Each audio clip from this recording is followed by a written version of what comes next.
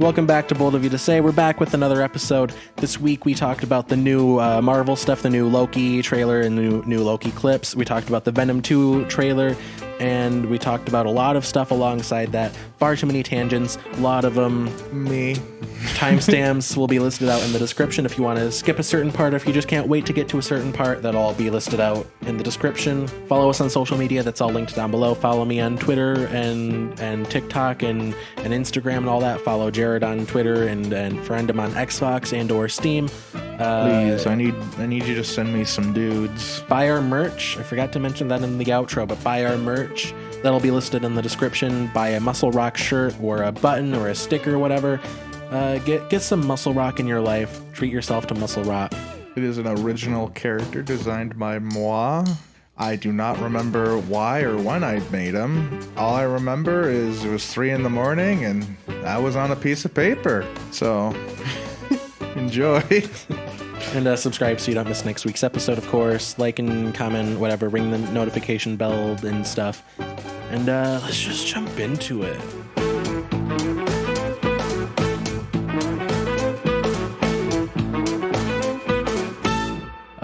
So the Bad Batch came out a couple of weeks ago now, like almost 3 weeks ago. Yeah, no, I watched it. I watched the first episode when I came back, started working again, because that's nothing. I'm back to my old job. Oh yeah, by the way, welcome back to the show. Hell yeah. It was a long time. I had a whole bunch of fucking like training and stuff, which is weird because I already like had worked there prior. And then they had a second training week for the job I went in for. And it's like, what the fuck? Why was there a first one? I'm not doing this part of the job. Yeah. Training days are weird because when I was working at Seeds, it's a weird situation because it was a job, yeah, but it was also supposed to be like educational because we were all like high school age, like the oldest people working. Well, if you don't count the like 70-year-old guy that was just there for fun, we were all like high school age except for the team leaders. Yeah, we were all like the oldest people had like just graduated. So this was also supposed to be like an educational thing. So we had training days that were just like learning about ecology. That good old like ecology. Nature stuff. Okay, like learning about like bugs and stuff and trees. No. Some of it was like, okay, this is what you do on a construction site because we were doing like construction work, like learning like, okay, so this wood, like we worked all summer with this special type of wood, black locust, that was so fucking dense and heavy. Oh, we had to like learn like you gotta like lift with your back because like one like wait, I thought it was lift with your knees because like your back, if you lift with your back, lift with your knees. Yeah, you're right. No, what I was thinking of was keeping your back straight. There you go. Keep your back erect. Yeah, so this wood was so heavy we had to like learn how to handle it. So we had like training days like that was like actual training, and then we had training that was like, this is what butterflies do. I don't like I like to imagine there's a construction site of the people who got the wrong thing from training, so they just sit there looking at bugs the whole time. The concrete's hardened in the fucking like truck and everything. It's like, what are you guys doing? It's like, this is what we were told to do. Oh, this was in our training. Bunch of like burly men in construction hats with like magnifying glasses looking at like fucking just like the simulations.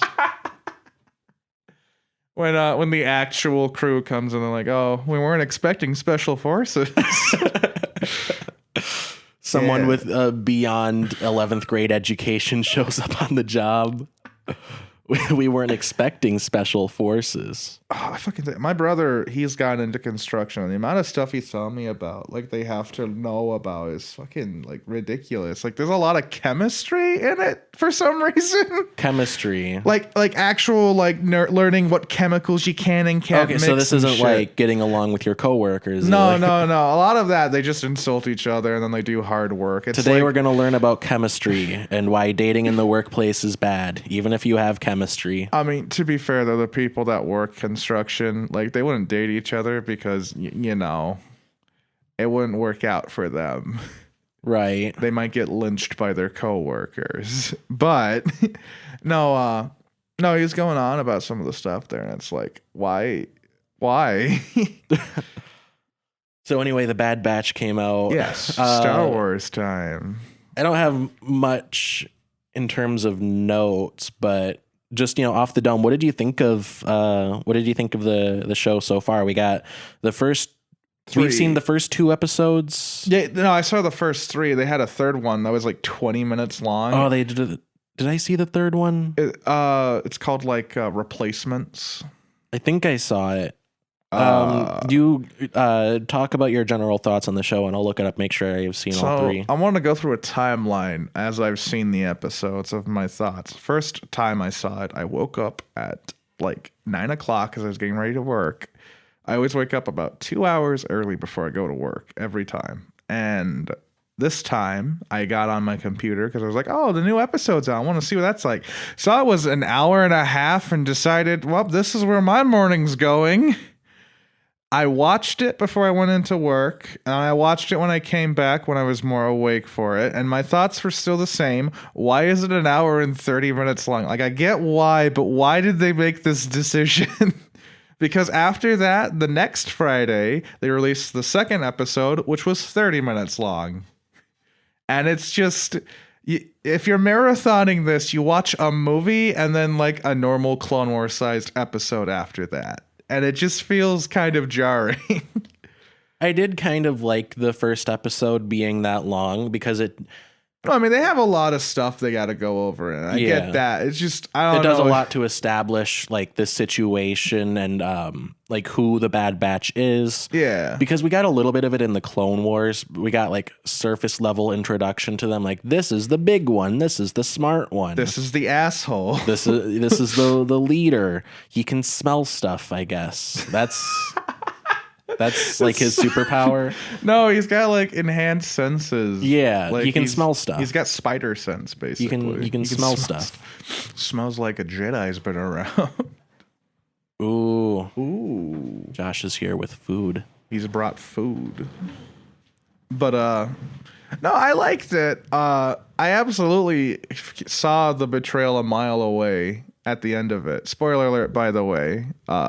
One of the members of the Bad Batch do go rogue. Oh, are you talking about the one that has the inhibitor chip? The asshole? The asshole, Crosshair, becomes a bad guy. I saw that a mile away because in the trailers, if you pause at the right moment, you can see him walk around in his new Stormtrooper armor. Yeah. And it's just like, oh, well, I guess he's a villain now. Yeah, he is also the only one that doesn't really get much of a personality. Yeah, he's just an asshole. He's got the best character arc. He just becomes more mean. Thanks. Shout out to Grow Benzie and Josh Stoltz, the man behind it. I want to eat some potatoes.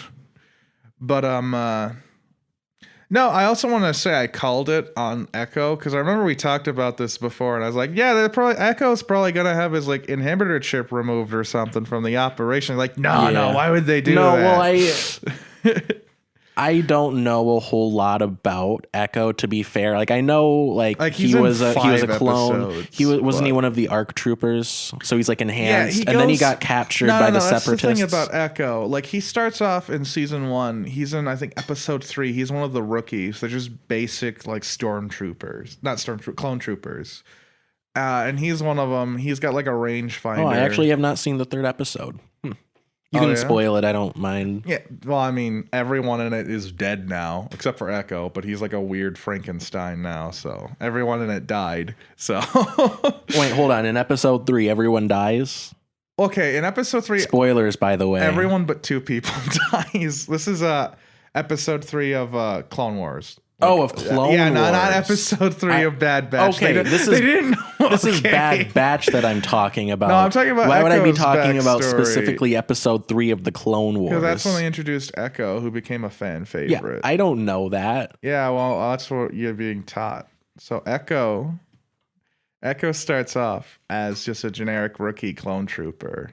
And then, like, his entire squad gets fucking decimated on their first mission, except for him and Fives. And then they become, like, members of Captain And Rex's Fives is the thing. one that discovers the inhibitor Fives chips, right? becomes a conspiracy theorist and gets executed by the police state. Yes. Hey, he's not a conspiracy theorist, He was okay? right, He's a but- conspiracy truther. Yeah. Okay. Good point. Inhibitor chip truther. But he gets executed by the cops. Camino's flat. So Fives and Echo then become part of Captain Rex's thing, the 501st. And then they show up during the defense of Camino. Oh, you mean the Legion that slaughtered children Yeah. under the control of the chief child slayer? Yeah. No, I love the 501st because all of the lore with them goes like, we're the good guys up until like the turning point in which only Captain Rex is still the good guy. Everyone else just murders children and shit. Yeah. Like even like in the before the Disney swap over, like you can see in Battlefront 2, the original one. They have a whole campaign called the 501st Journal in which like they go on about all the war crimes they committed and shit. I was telling It's Haley like, oh my about God. this. I was telling Haley about this. The Battlefront 2 came out 2006.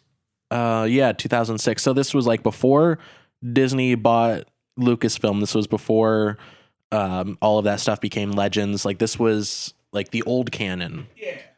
And this was before, I believe this was before inhibitor chips were introduced as a concept. Like in Attack of the Clones, they were like, oh, you know, the clones are, they're bred to be fighters and they're programmed to be obedient, but we didn't have any, solid, like, I guess, explanation for what was going on with them. Yeah, because like the original idea for the clone troopers was that they were just extremely loyal to Palpatine. Yeah. And, when Order 66 happened, it wasn't that they were like mind controlled to do it. It was more that they were brainwashed to be loyal and they were just following orders. They all knew what was going to happen. Yeah. Like that's why like during like those like pre-Clone Wars and all that stuff time, the clone troopers are more like... Well, did they know ahead of time that Order 66 was going to happen, or did they just know that it could happen? No, they absolutely knew, like, at some point it was going to happen, and they had constantly prepared for it, which is why, like they were alerted, like, ahead of time, basically. Like, this is the plan during, like, this point in the war, we're probably going to do it. Okay. So, like, they knew, like, when they were on Felucia, they were going to execute Alayla Sakura. Like, they knew that, like, ahead of time. They knew they were going to kill all their generals and shit. Yeah, I think that makes it more tragic. Oh, yeah, no. Because they can't just be, like, numb. They can't be, like, numb and asleep for it. Because it seems like it's, like, you know, like Winter Soldier style, like, you know, someone takes over the driver's seat. And, you know, you're not in control. But, like, in the old canon where it's like, no, these are just loyal clones. Yeah. Like, there's one of my favorite comics is actually a story of one of the Mandalorians. Because in the old canon, how they trained the clones is that they had Mandalorians come in and do it. Because they were, like, the warrior, like, experts and shit. One of the Mandalorians, I can't remember his name, but he's the guy with the golden armor. You'll see pictures of him sometimes when you look up like Mandalorians. But he actually had this whole commando unit that he basically adopted as his kids. So it's like Teenage Mutant Ninja Turtles, basically. But they knew they were gonna kill the Jedi and stuff, and they went rogue because one of the clones actually like fell in love with the Jedi they were like going to assassinate and shit. So this guy, he like raised these clones basically. Oh yeah, no, this guy like do you think it would be adopts them into his family? They become Mandalorians and shit. So do you think it would be easier or harder to raise a bunch of clones? Because like they age fast, so it's like happy 5th birthday, son. You're a man now. You're a man. You have to take responsibilities. It's like the Chad Wojaks. It's just yes. The virgin normal 5-year-old that the virgin shits his Boba pants. Fett versus the Chad generic clone. Hey, you know, you're 3.5 now, son. You should learn how to, you know, handle it's time yourself for you in a to fight. get a job. What are you contributing to this household? You've been alive for a whole 2 years now.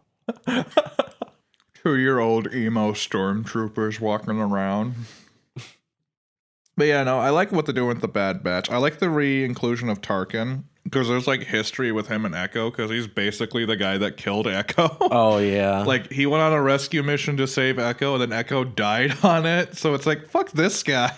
I love how a lot of like the prequels served as like fleshing out Anakin's character, Obi-Wan's character, like all these people. The prequels are like designed to flesh out all these characters. Like Anakin, you get like his backstory, you see him like grow up and stuff, and you start to like become more like attached to him. And Obi-Wan, you get more you get more of his character. You see that like he's been like in love and everything, and when it comes to Tarkin, it's just more there's just more reason to love that he dies in A New Hope. I love Tarkin because he's one of my favorite villains because he's just so evil. Like only one man is like evil enough to bitch slap Darth Vader verbally, and it's Admiral fucking Tarkin. Yeah, every appearance that he's in, it's not like, oh, he does have a heart or he does have feelings. No. It's just, oh, this guy is an asshole. In the Clone Wars, in the Citadel arc, this guy commits war crimes. He's the Admiral of Evans, which is like the other Yoda guy's like military, and he's like the most just like, okay, Stalinism, where it's the idea of if we throw more meat to the grinder, it will stop working so we can break it like that. He does that with clone troopers. He's like, they're not human, so fuck it. Just keep throwing them to the wall. Yeah. He is so evil. Yeah, it kind of makes him look soft in A New Hope. Yeah, in A New Hope, all he does is annihilate a planet. What, he only exploded one planet? Yeah. He was going to destroy Yavin. In fact, he was like really itching for that. He's like, just do it. I don't care. Yeah. But anyway, more about the Bad Batch. So they introduced Omega, who is the first female clone. Oh yeah, I can't wait to see what blue check marks on Twitter say about that. Apparently, there's a lot of like anti-SJW types, like real Star Wars fans. Oh, like quartering and shit. Yeah, like, oh, this is SJW progressive propaganda. It's a little girl. It's literally just another clone. Like, okay, so this show is about a team of clones where one is basically like Spider-Man but without his coolest powers. And one that's like really smart, and one that is a computer. I hate that. And one that shoots good. And these are all like genetic anomalies and stuff, but they're working with it and they're making the best of it. That's what this show is about, right? Yeah. But it's so hard for them to wrap their mind around the possibility that one could be female. Yeah. It's not a New Zealand man. How could it be a clone? It's only a New Zealand small child that is female. What happened to Star Wars? This isn't the Star Wars that I grew up with that's 90% male and it barely passes the Bechdel test. I don't even know if it does, actually. Yeah, no, all Star Wars doesn't pass the Bechdel test because most of the protagonists are like male roles and shit. Yeah, well, maybe like the Clone Wars, I'm sure does, but the prequels, I'm not sure about. The original trilogy definitely doesn't, because there's like two women and they're in the same room once. Mm-hmm. What is the Bechdel test? It's the kind of a show hold up, like a piece of media hold up on its own if you remove all the male characters from it. So the criteria for the Bechdel test is, are there two or more women? I think it's supposed to be three. So like it's supposed to be like two or more women in the movie or TV show or whatever piece of media. And they have to talk at least once, I believe, or whatever number. They have to talk to each other about something other than a man. Yeah. Pretty easy, you'd think. Nope. A lot of classic movies and even stuff that comes out today just does not fit that, or it doesn't meet that standard. Like, it's weird though. Like, you think it would, but I don't know. Like, I noticed that the other day. I was thinking of like. Hold on, talking to the microphone. You're away from it. It's not gonna pick you up. I was trying to think of like things like plots in movies and stuff where it could work, and it's like, oh no, like they mentioned this guy at some point. Well, hold on. I want to get ahead of this because a lot of people, like, as if people listen to this, but like the response to this kind of like discussion is like, well, you just want to change all of the classic movies and make them worse just for your SJW agenda. It's not difficult. It's not difficult to just rewrite a little bit of a script or a movie to make it pass the Bechdel test, to just include women to any degree. Yeah. And a lot of people act like, oh, you're trying to rewrite history. It's like, literally, this is all made up. Just make up something a little better. I mean, like, everyone's basically rebooting everything. I don't see the fucking point in like getting mad about if they do it this way. Yeah. I just hate fucking reboots. I'm getting sick of it. I hate the idea. I hate the idea of the all-female reboot, but not for the reason that most people do. I hate it because that's like the female Ghostbusters with like the people from SNL, and it is so obviously just a shitty cash grab too. It is just a cash grab, but it also is what people think of when they hear like anyone talk about like the Bechdel test or like including women in movies or like just casting women in like traditionally male roles or at all. Yeah, like the idea of the Bechdel test basically is like give a female character a purpose outside of like being in love with a guy, basically. Yeah. Like that's the most basic way to say it. It's like movies like Mother would pass the Bechdel test because like the whole point of that isn't, oh, she's trying to escape the crazy robot because she wants to find her husband or some shit like that. It's because she wants to escape the crazy robot. And as much as we love action adventure movies like The Mummy or Big Trouble in Little China, the women in those movies only exist in the context of another male character. No, you're doing Eve dirty.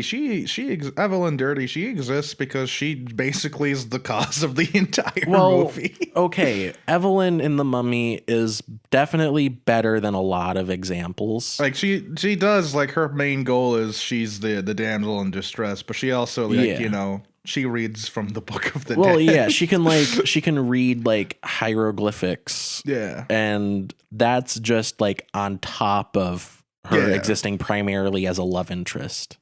Yeah. I don't know. I'd say it was a bit better in the sequel. I don't know if you've seen The Mummy Returns yet. I haven't seen it yet. I plan to. I like The Mummy. The Mummy Returns all right. I don't really like anything after that. The Mummy Returns is more kid friendly, just a heads up for that. So don't expect the same like roller coaster of what the fuck that the first one had. I hope there's like 300% more the guy opening his mouth and controlling a bunch of sand. It's not okay, so there's not more of it, but it's also not the same. Not okay. I'm just gonna let you know that they do stuff like that, and it's still just why? Now, the second Mummy is they add more characters to it, an entire new villain faction to fight, and also they they just make the whole series a bit weird. I don't know how to say this weirder stuff. Like, I don't want to spoil some of the plot twists from the Mummy Returns. It's a fucking ride, man. They go on an airship at one point. So yeah, you should watch it. You're in for a treat. I will in the next couple weeks. All right, I wanna just describe it like this. If Big Trouble in Little China is just the Mummy on crack, The Mummy Returns is the Mummy if someone who was on crack described what the Mummy was to you. It's wild. I love it. So anyway, do you have any more to say about the Bad Batch? Because I don't Yes. think I have much more analysis on it so far. I am a complete sucker for the whole like friend becomes a villain because of mind control shit. I always like that kind of stuff. Like it's in a lot of movies and books. I enjoy like it's in the Aragon books. It's in fucking like I'm trying to remember all the other ones. There's a whole bunch of them. But I always love that kind of trope. I don't know why. It's just like a classic villain kind of thing that I don't want to ever lose. Like it's lazy, but gets the work done. But no, it's a great show. I love it. Just wish the episodes had a consistent time frame. It just feels weird that it's just an hour and 30-minute long pilot. Yeah, I was going to say earlier. Your 22-minute sequel. I was going to say earlier, I like that the first movie, we got really sidetracked when I was making this point earlier, but I like that the first one is like movie length because it does reintroduce us to not only the Star Wars universe, which I mean, you and I don't need much in terms of reintroduction to that because we're plugged in, but it also reintroduces you to the Bad Batch and you know who they are, how they work as a team, and you get more about them individually, which you don't get in the Clone Wars.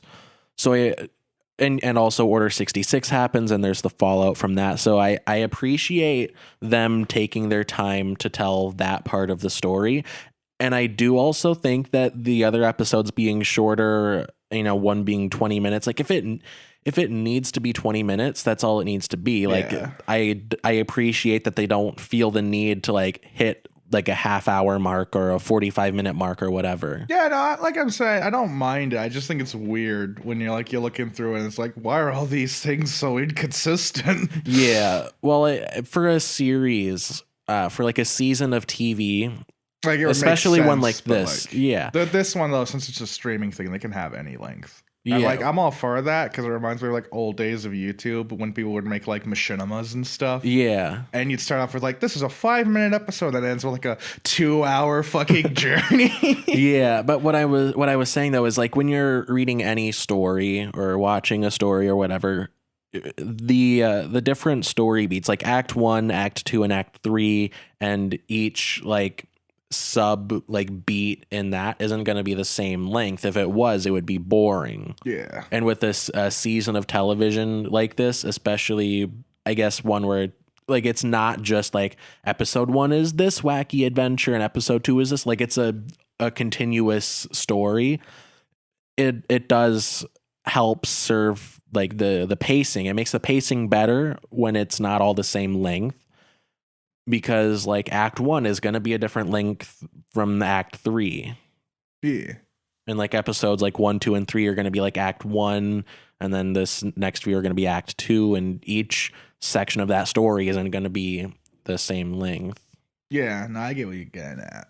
However, I do want to point out another thing about Bad Batch that really bothered me. I don't know if you noticed it, but they have a character from Rebels' origin story in it. Oh yeah, in the first episode. Yeah, they didn't change his voice actor. Also, he's 12 in it. So I was wondering why this 12-year-old was sounding like he was 30.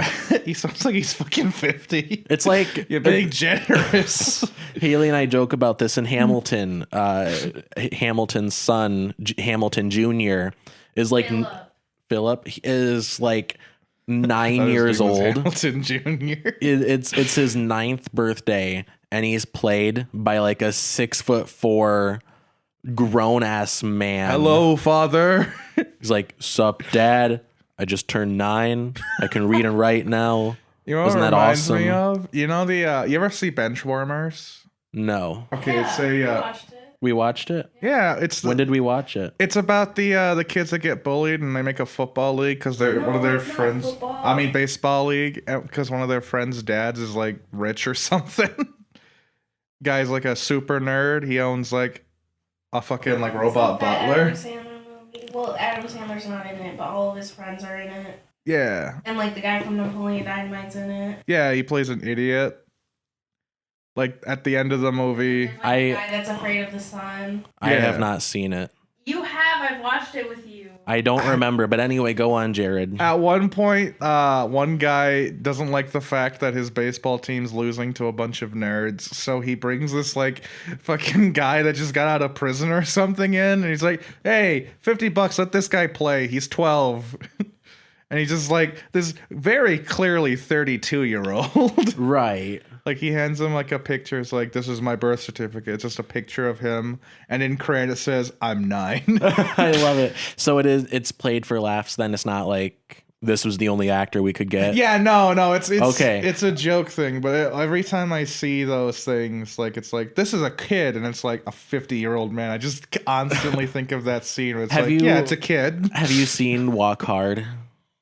The Dewey Cox story. I think so. That sounds familiar. It's like the musical biopic parody movie with John C. Reilly. I think I've seen it. It's so good. You should watch it if you haven't seen it in a while. You too, the listener. But in that movie, it's it's like, you know, a music biopic, but it's like a parody, whatever. Yeah. So it, you know, obviously starts off with Dewey Cox as like an 8-year-old, right? And he's played by like an 8-year-old actor.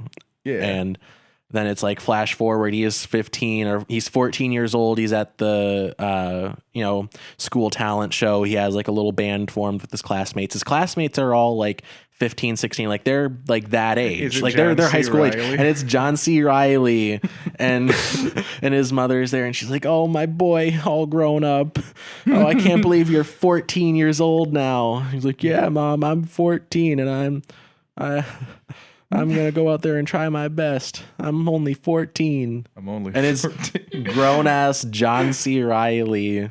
Oh, it's like and then later on it's like I'm only 15 years old. I got my girlfriend. Like him and his girlfriend in the movie like get married and have a baby, and they're like supposed to be 15, but they're, you know, played by John C. Reilly and the what's her name from Saturday Night Live? I don't know, but oh, there's so many fucking people on Saturday Night Live. All I can remember is John Mulaney.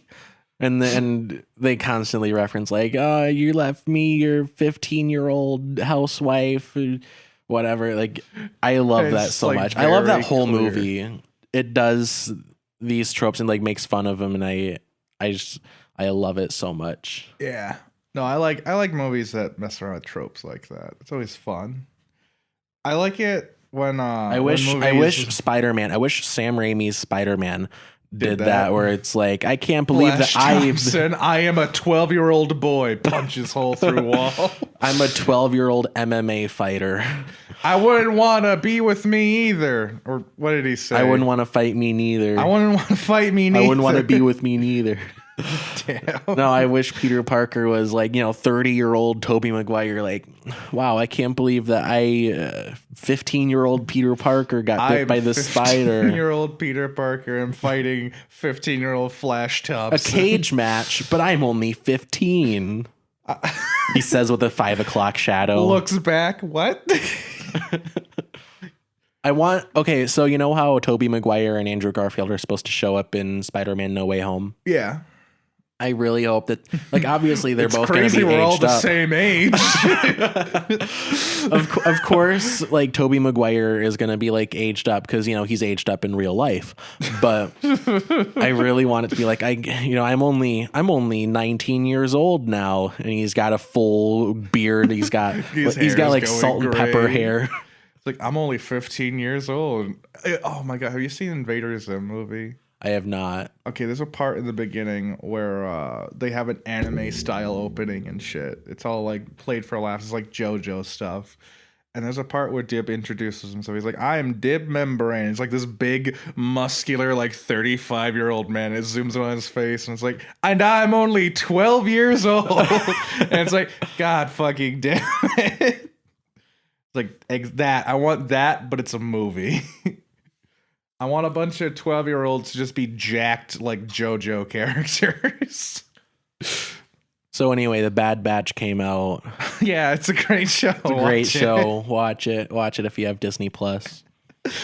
I love it when we go when you let me go off into tangents that just result in just the most weird fucking like line of thought, and then you just bring it back in, and it's nothing related to what we said. It doesn't help with the episode length because I do try to keep them closer to like an hour as opposed to 3 or 4. Just cutting out entire tangents. It's like, why is this only 5 minutes? It does help fill out the clips channel. Hell yeah. That's what I'm here for. I'm here for clips. So next up, do you want to talk about the Venom 2 trailer or the Loki trailer first? Let's talk about Venom because I love Venom. He's one of my favorite like comic book anti-heroes. We literally just watched that again, and I still don't know what the hell he's saying in the beginning of it. You made a good point. Venom, for some reason, is now Arnold Schwarzenegger, the Terminator. But yeah, no, I like what they're doing when they're with their whole like we're gonna introduce Carnage into it, and apparently also Toxin from the looks of it, or at least introduce his host. No, you know what I like? Speaking of the introduction of the trailer, I love the odd couple dynamic that they have. It's nice. I haven't seen the first Venom, but I have heard you describe it to me, of course. But it's a very dirty man. I love how like traditionally in adaptations of like the symbiote storyline, Venom's like this like toxic like alien like substance, and he's supposed to be like a metaphor for drugs or something, and it like turns you evil. But I love how in this universe it's just this this just guy that just attaches to you. And like at first it's like, oh, I got all these scary powers and I eat people now and I have this thing on me, and now it's just like Eddie Brock is it's 7 a.m. he's so tired. Venom probably kept him up all night, like talking to him, like, what you thinking about? Hey Eddie, what you thinking about? Eddie, Venom, it is Eddie, 3 a.m. Eddie, I threw up. Eddie, I threw up. Oh no. The whole skeleton in the corner. And then it's the morning. Venom, I'm sure, doesn't sleep, so he's up. And he's trying to make breakfast for his best friend. And Eddie's just like, this is going to be so much to clean up. There's fire everywhere. The whole kitchen's in disarray. Ta-da! Ketchup? What? Like, if that's what he does to a bottle of ketchup, Jesus Christ, what he can do to a whole man's skull? Yeah, exactly. But, yeah. I like that, though, because that's a dynamic, though, that the comics don't really explore, because Venom's usually just the generic bad guy. Right. But, like, in Lethal people. Ooh, I'm evil. I'm a metaphor for drugs, probably. But in Lethal Protector and Ancient Venom and stuff, they go more in depth. I want an Agent Venom adaptation. I want that in the MCU. That'd be really If they're not cool. going to integrate this version of Venom, I want them to do Agent Venom. Agent Venom he's great. The Flash only Thompson Agent without legs is great. They nerf the character. They really do. Yeah. Even though he mostly punches, he doesn't really kick much. So I don't know why they did that.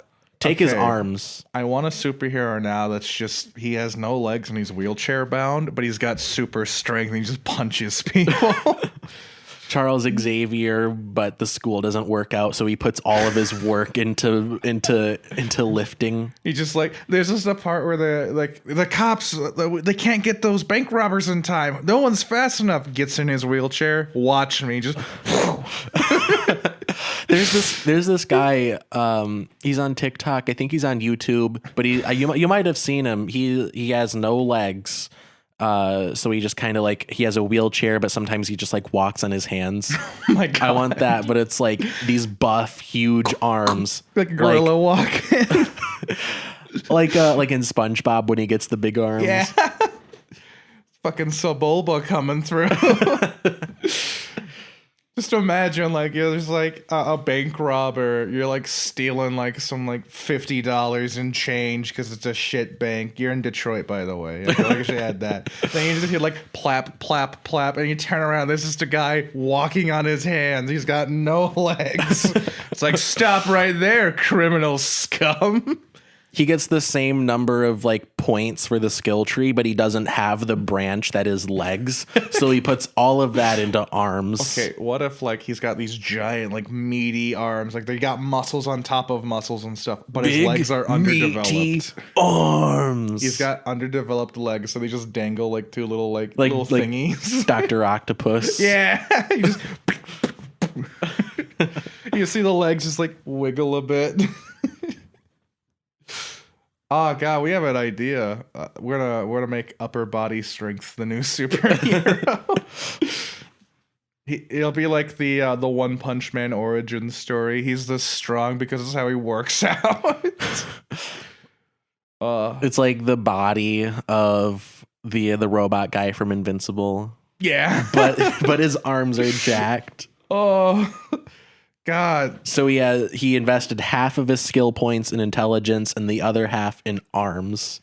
God, that fucking robot guy gives me the creeps though. I like the design of the character, but everything he does is just so fucking weird. I want to see more of it. Anyway, I want to talk about more Invincible a little bit later in recommendations. Let's get back to the other superhero anyway, Venom movie. 2. So yeah, Liquid Latex, the superhero. Gimp Suit Man. Gimp Suit Man. I hate that. No. But so yeah, they're doing Carnage. Haley, you can laugh out loud if you want. It'd be nice to have a laugh track. I'm your personal laugh track. But so they're doing Carnage, which is nice. I don't know if it's too soon or not though. Like that's the weird thing. Like Venom's existed with Eddie for a whole movie now, so Venom was too soon because like Spider-Man doesn't even exist. Yeah, Venom. I wanted to talk about that. I really wish that Spider-Man could be involved with this because they kind of wrote him out entirely. Because if Spider-Man doesn't have the symbiote before Eddie Brock, what's the point of him being involved at all? Yeah, because like that's the whole like tie-in. Like Venom like learns from Spider-Man and stuff, and Eddie like has a grudge against Peter.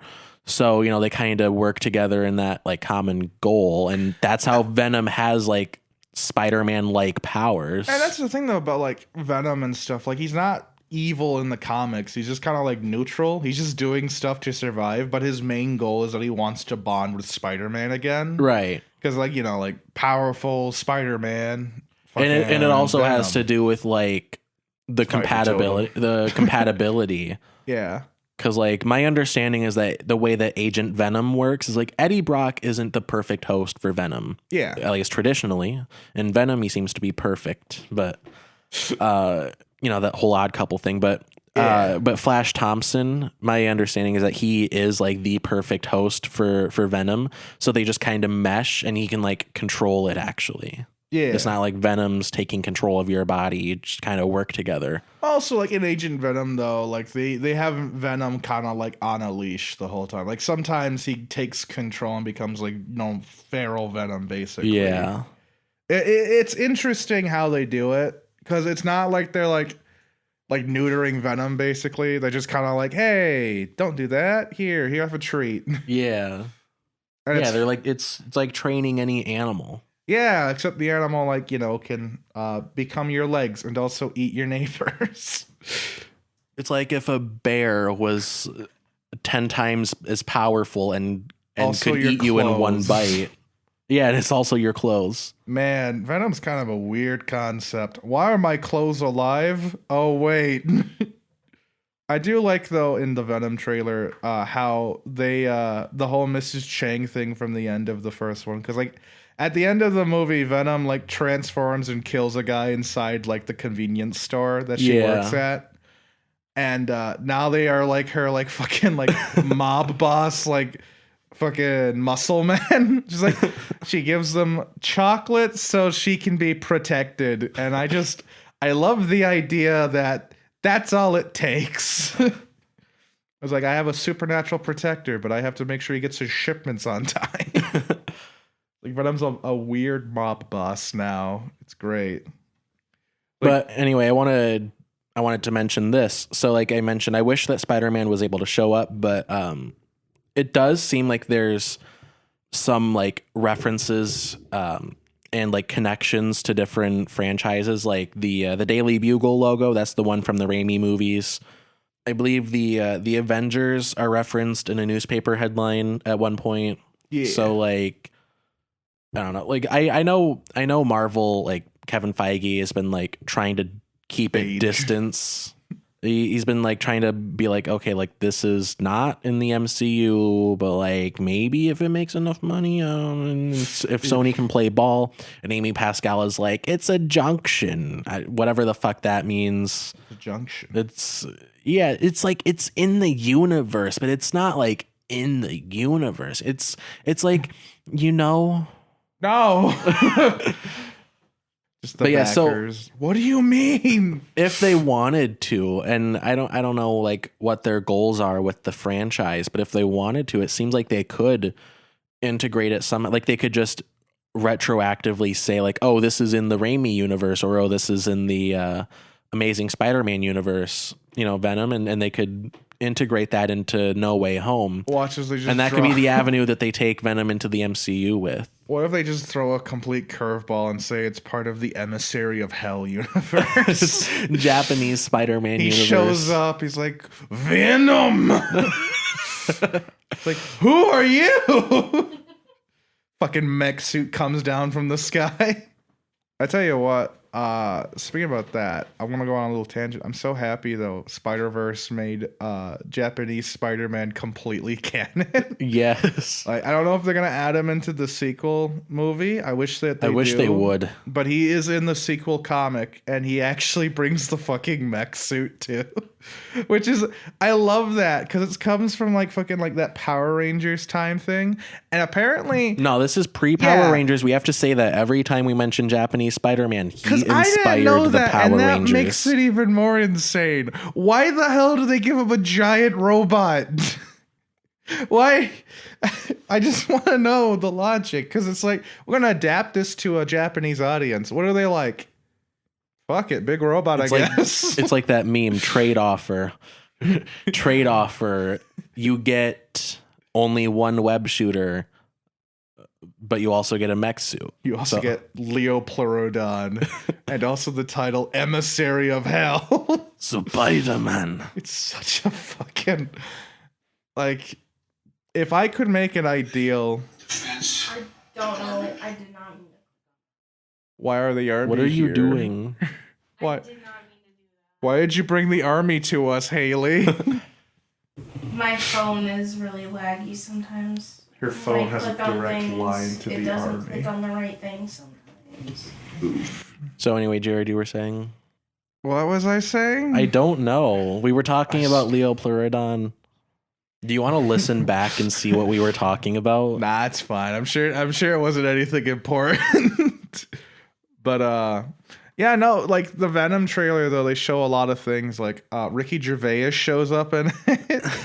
I told you that's not him, but it does look like him. It looked exactly like Ricky Gervais. It looks like Venom's gonna vor him, so I guess there's that. It looked like American Ricky Gervais. Okay, like I know Ricky Gervais is British, but he's basically American. No, I don't claim him. I mean, it's like Canada's got to take Justin Bieber, so Justin Bieber is only from fair. Canada. Yeah, but it's only fair. We have a lot of... Okay, we have... Who do we have? We have Paris Hilton. We have... Why the fuck First person you thought of. Why is I there don't a know. city over here? I don't know. I don't know why she was the first one that well, the first one that I thought of was Donald Trump, but I thought that would be hacky. Hacky. All right, SNL, calm down. But anyway, oh, we got I wish you. The other okay, I wish you were Elon on Musk. last week's episode because I really wanted to hear what you had to say about Elon Musk on SNL. Oh my god, I fucking called it. I just want to say that. I knew it was going to be a dumpster fire. No one can meme on Twitter and then do stand-up comedy. Yeah, you can be good at one of them. I'm an excellent shit poster. I would never go in front of an audience though. It's like that's just they require jokes that I cannot give them. But yeah. So anyway, the Venom 2 trailer. Yeah. I'm sorry. I'm still thinking about how one man's appearance on like a weird overnight show completely killed an entire industry of investment. Good. I'm glad it did. Like, I feel bad because I have a lot of friends that do Dogecoin and like, you know, like they got a lot of money from it. But like Cam. Fucking shit. Jake was telling me that Cam put $40 into it and then it turned into like $250. Now it's probably like $25. Yeah. There's a guy that won the lottery at Wesco. He got fucked over on his taxes, but he still had money over. So he put it into like investment so he could get money back. And one of the things though is he put it into Dogecoin.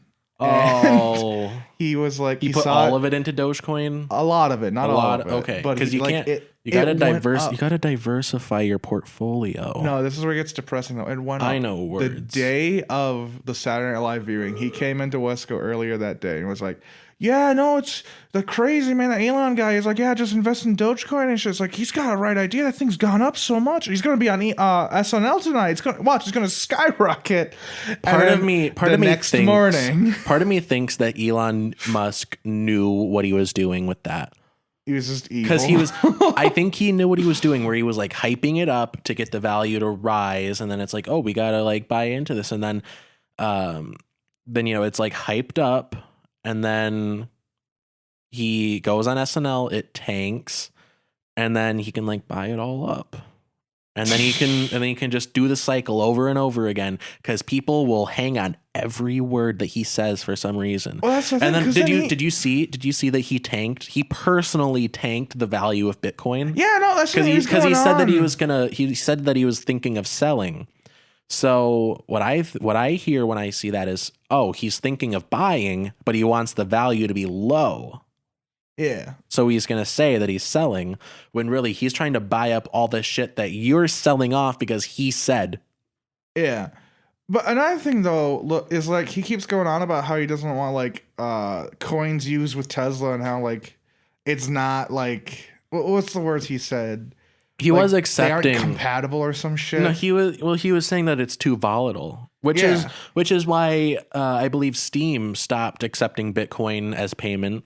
Because it's like one day you're paying, $60 for a game, $60 worth of Bitcoin, and then it turns into $15. $5. It could either turn into $500 or 50 cents. I bought $500 worth of games on Steam, and then Bitcoin tanked, and now they're all 5 cents. Stonks. That's yeah. But it's like, but the fact that one guy can just decide to deflate Bitcoin. Shit, man. One guy can decide to deflate the entire economy. Like, it all fucking... Okay, usually it has to be a whole oligarchy, to be fair. We have two people in the United States. They live in the United States. Fucking Amazon Lex Luthor. I forgot his real name. Jeff Bezos. Let's just... He's Lex Luthor. Okay. I'm sorry. The man's literally built a fucking mech suit to fight Superman. He's Lex Luthor. Not only is he Amazon Lex Luthor, because of course he runs Amazon, but he owns it. But he's also like Amazon's choice Lex Luthor. Yeah. And the fact that he's like the discount value brand version. Like, it's so weird to see that, because I remember you're like, oh, he's like Doc Ock. It's like, nah, he's gonna be like Lex Luthor. You wait and see. And then he got in a fucking mech suit.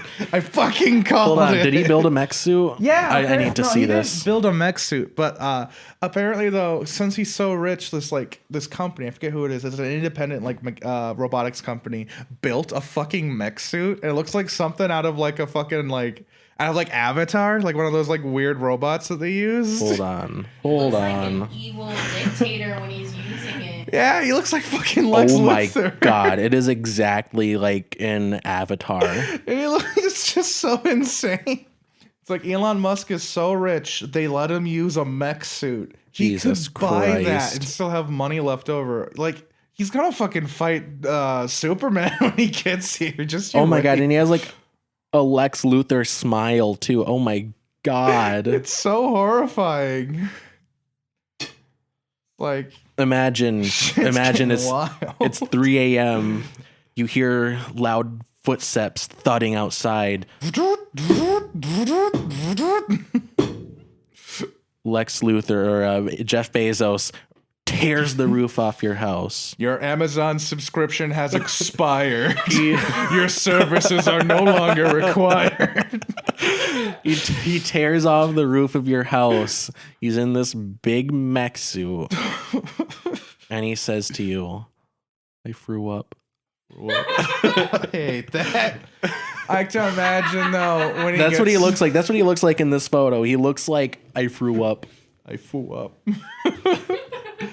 I like to imagine, you know how like planes and blimps will have like the streamers following them with like subscribe to us on YouTube or some shit like that, or like buy war bonds today. Yeah, our new cryptocurrency, war bonds. Yeah, war bond. You know what? We should bring that back. No, but I like to imagine Jeff Bezos when he gets his own mech suit is just gonna have a fucking flag that's like subscribe to Amazon Prime today, or else. Just like he gets like missile launcher, like salvo things. They shit off like missiles that have advertisements on them. Okay, you know how on Amazon or like really any site when they're trying to get you to sign up for their premium program, whether it's like Amazon Prime, you know, like you're checking out and it's like, do you want a free trial of Amazon Prime with all these great benefits? Do you want a free trial of Amazon Prime with all these benefits like free shipping, Prime Video, all this stuff? And then it's like, sign up, big box, sign up today. And then there's a little tiny bit of just like Times New Roman size 11 font text at the bottom that's like, no, I don't want free shipping and all these benefits. And in 5 years, it's going to be that same thing, but the bottom is going to be like, no, I don't want to see my family alive. Below it's like, yes, I forfeit my life. Cyber fucking Jeff Bezos is activated. It'll just be the most ominous thing. Just I will accept the consequences. I will accept the consequences. Jesus Christ. They would do that, and then you hear it, the servos of Mecha Bezos walking by. The emissary from hell, Jeff Bezos. Fucking Christ. So anyway, Oh. So Man. Venom 2 is coming out. So Topic today. a little bit. It's been a while. So Cletus Cassidy, Carnage, is in this movie. He's gonna let there be carnage. And I just want to say though, fucking that's so cringy. The whole like the tagline is the line you ended the previous movie on. I always hate that. I love that because it's like this might as well just be an 80s movie. This might as well just be some B movie from 1982 that you see because like that's the only thing playing at the theater. Speaking about B movie, did you know the reason why B movie exists is because it's a joke not Adam Sandler, what's his name? Jimmy whatever. Not Jimmy Fallon. One of the Jimmys. What the fuck is his name? Jimmy Seinfeld. Jerry Seinfeld? Jerry Seinfeld. Oops. Yeah, that was the same to me. Jerry Seinfeld made a joke to Steven Spielberg. It's like, hey, what if we make a B movie, but it's about a bee? And then that just spiraled out of, let's just make every B movie imaginable. God. But it's just one movie.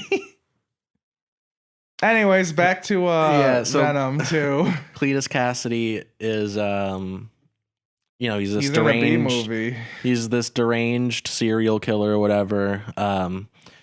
It seems like he has this kind of like Silence of the Lambs style like relationship with Eddie Brock, kind of like Hannibal Lecter and the what's her name from Silence of Clarice. Yeah. Detective Clarice. Yeah, and it looks like he's like writing Eddie letters with like either a red pen or his own blood. It's up to jury's He's still writing out. it with carnage. He's writing it with carnage. Let there be carnage. I need something to write with.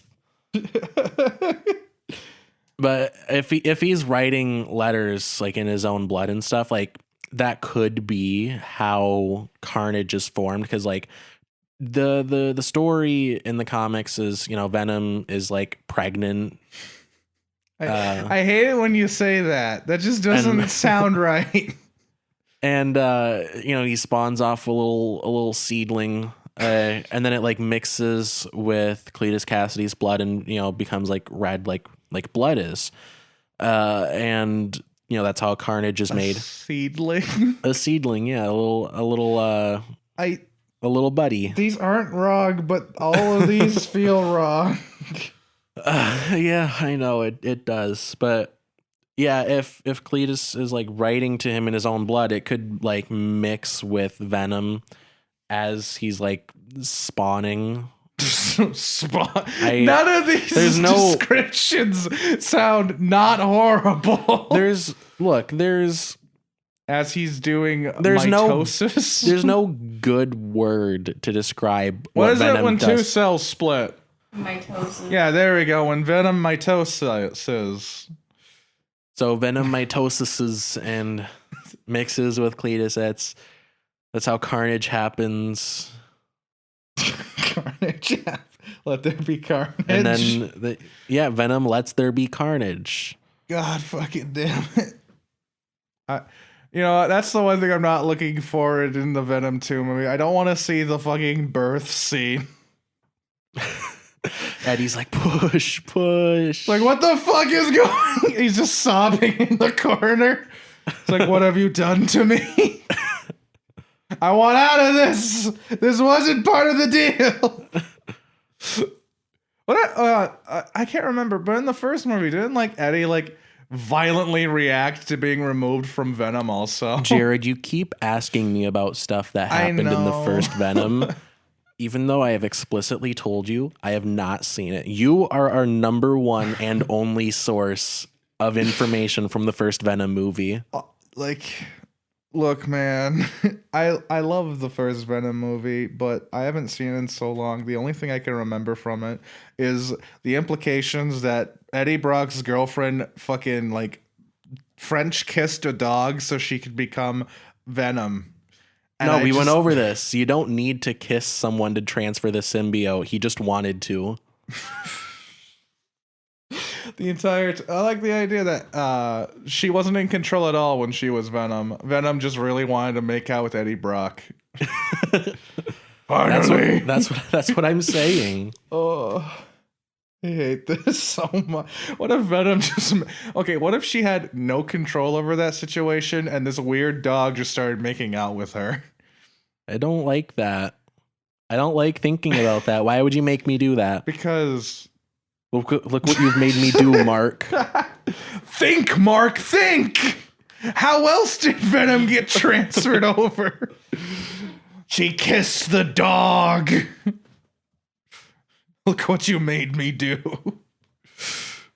So yeah, Venom 2, Let There Be Carnage. Venom 2, Electric Boogaloo. I can't wait for the shitpost memes to come from this one. It's going to be coming out September 24th this year. Not soon enough. Only in theaters. It's a theater-only release. It's the first one, I think, in a while. Actually, I feel like that's dumb. I get people want to go back to theaters and stuff, and theaters make the most money. I saw an ad for a movie that's like a theater-only release just the other day, and it's like in... Hold on, come over here and tell the microphone.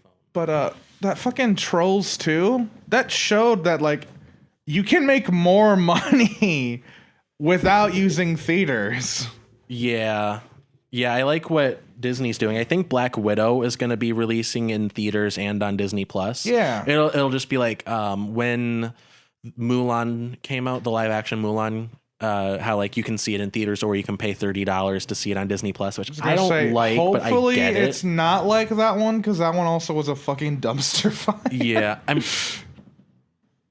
just waiting for you to be done on the couch.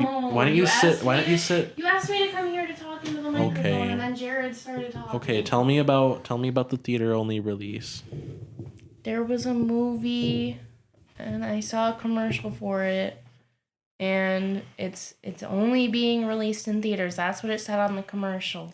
And I don't remember what movie it is, but it is in theaters currently at the moment. My skin do be schmoving though. But yeah, so I don't know if they're gonna stick with that theater only release. No, they probably will. Well, because it all depends on where we are with like the vaccine and people being willing to take it, and hopefully COVID won't like spread even more now Will that there be COVID? now that no one is wearing a mask anymore. Which I was at the mall yesterday for the first time in a long time. Yeah. Half the people there were not wearing masks. Oh yeah, no. A lot of people. Even though there were like the ratio of signs telling you to wear a mask to people not wearing masks was astronomical. There were so many signs throughout the mall in front of every store saying like, yeah, look, okay, the national mandate is over, but like the state still has a mandate and we as a business are telling you to wear a mask. Half the people were not wearing masks. Yeah. There were some people still doing the chin diaper where they wear it, but only around their chin and not over their mouth or nose. Oh. And it's like, if you're not going to wear them, a lot of people are not wearing masks at all. If you're not going to wear it, don't wear it. Yeah. You're only inconveniencing yourself. I mean, and others, but like the only thing that you are doing by wearing it like that is just making yourself more uncomfortable. Just put it over or take it off. Preferably put it over your shit. Put it over your mouth. Put it over your butt. Put it over your shit. Put it over your moisture holes. Now you're speaking my language. Oh, anyway, so I think that's it for the Venom 2 trailer coverage. Yeah, I mean, we've gone into like 7 tangents there. Do you want to talk about Loki or just get into the Irish boy dream? Well, I want to talk about Loki a little bit. So they put out a metric fuck ton of commercials. I've only seen the first one, so I missed a lot of stuff. Yeah, so they put out the first like official trailer a month ago. And then they put out the introducing Agent Mobius clip 2 days ago. And then today they released the official Miss Minutes trailer with like the clock, like cartoon lady. Yeah. So judging from these, like the trailer and the clips that they put out, it seems like Loki has a similar vibe to, and I don't think you watched this after we talked about it, but The Good Place. I know what you're talking about. And you're also right, I didn't watch it after we talked about it. Yeah, so what I mean is like Loki has this like a similar vibe to The Good Place where like The Good Place is like heaven, but it's like a bureaucracy. But Loki is like the timeline, but it's a bureaucracy. Damn, Puritans were right. And I also think it's going to be really cool to see more exploration of how time travel works in the MCU, because we got a bit of it in Endgame where it's like you go to the past, but it's not the past, it's your future, so it doesn't affect your past, but it does. Yeah, so we get a little bit of that, and it's like, oh, if you take an Infinity Stone out of a timeline, then it makes a branching timeline, but if you bring it back, then it's fine. It seems like there's going to be a bit more exploration of that, which I like. And I like that they're acknowledging like the goofiness of like time travel stuff. Yeah. As long as we don't have another Back to the Future Doc being murdered 1,000 times shit. God. So like obviously we get time travel in Endgame, and it's like, oh, you gotta try not to make different timelines and stuff, and then it does happen because Loki takes the Tesseract in the Battle of New York in 2012, so that fucks everything up. Yeah, but like the Time Variance Authority existed before that. Like it was always a thing, and it was always operating, right? Yeah. So like, what else has been going on that's been messing with the timeline? It would be cool to see more of that. Reboots. Yeah. Who do you think the bad guy is? Because I have an idea, sort of, but I'm not sure. Because it seems like there's going to be like some dude that they're going to be like cleaning up after. You see him in the trailer. He's like beating up on some people and doing hijinks. King Clock. King Clock? Yeah. From Batman. Okay, we're we're gonna need an explanation. I just pulled something on my ass. King Clock is a villain from Batman. He's the guy that wears a clock as a face. Right. He's like on the same level as Condiment King and Polka Dot Man. As in, he literally exists just to be abused by a mentally deranged man in a furry outfit. God. Batman is the worst timeline. So I know that Ant-Man and the Wasp Quantumania is going to feature Kang the Conqueror. Oh, yeah. I don't know if it'll be the first thing that he's in, because I think that it's possible that the villain of Loki could be Kang. Oh, it's Mephisto. It's Mephisto. It's actually Mephisto, guys. It's actually Mephisto this time, okay? What if it actually was? God, I hope it is. I hope that the bad guy shows up. It's like, it's the big finale, and it's like, who is this guy anyway? We've been stopping all of his schemes and hijinks this whole season. Who is this guy? And then close up of the bad guy. It was like, Mephisto all along. No, he's like, it's like Martian Manhunter in the Snyder cut. Yeah, it's just close up on him, and he's like, some call me, and then he pulls his face off, and it's a mask, and he's like, some call me Mephisto. And then he looks directly at the camera, and he's like, that's right, Mephisto. I like the idea that he pulls off the mask. Some call me Mephisto, and then he stares at the camera for an uncomfortably long amount of time. I want him to like pull off the mask, but like the mask is just Mephisto's face, and under the mask is Mephisto's face. We can set this up to where it rivals how awkward those scenes were with Manhunter in the Snyderverse movie, in the Snyder League. The Snyder League of their own. Allow me to explain the backstory to you 5 times in the span of 2 minutes. How long was Snyderverse again? It was 4 hours long, right? The Snyder cut was like 4. I think it was like 3 hours 56 minutes. That movie was so long, I forgot about like 80% of it. That's for the best. I keep forget, like I remember all the epilogue stuff, but I just remember it as like separate things. That epilogue with like the weird like Jared Leto Joker, I want to find whoever thought that was a good idea and like talk to him, maybe with a crowbar in the room. I'm just saying, like, that was if anything we can agree on was super cringy and terrible to watch, it was that whole ordeal with Jared Leto's Joker. We live in a society. It makes me think of all those like cringy like Joker YouTubers and stuff where it's like, it's a society, and then they scream but they don't want to wake up their mom, so it's like a kind of thing. Yeah. And I really want whoever made that I wish them a very die.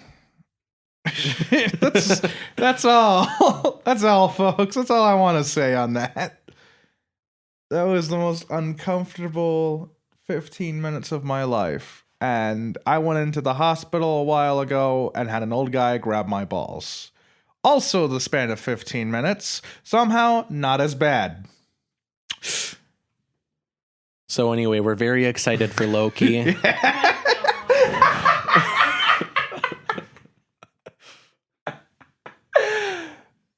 Yeah, it's gonna be great. Oh. So do you want to get into this week's movie pick Let's of the get week? into this movie's week of the pick. Let's do it. Let's do it. So this week we watched Sing Street. It's a good movie. It's like this like indie movie, I think, or it's just European. It's Irish. Yeah, it's Irish, but they do not have a scene where they scream about how British people are horrible. So it's weird Irish. It's well, first of all, if you haven't seen Sing Street up to this point, watch it. We're gonna get into spoilers, but it's not gonna it's not really a spoiler heavy kind of thing. Like if you've seen a love story before, well, we're gonna be talking about like the plot and stuff. So if you don't want it, like if you want to go in fresh, if you want to watch it and then hear our commentary on it, just Rocket Man. But yeah, if you want to watch it and then come back, it's free on Amazon. You don't have to have like Prime or anything. It's free on Tubi. It's free on Pluto TV. And we'll have links to that in the description. If you want a physical copy, the DVD is like less than $10 from different sites like Walmart, Target, that kind of stuff. I got it on Amazon a while ago because it wasn't on anything at that point.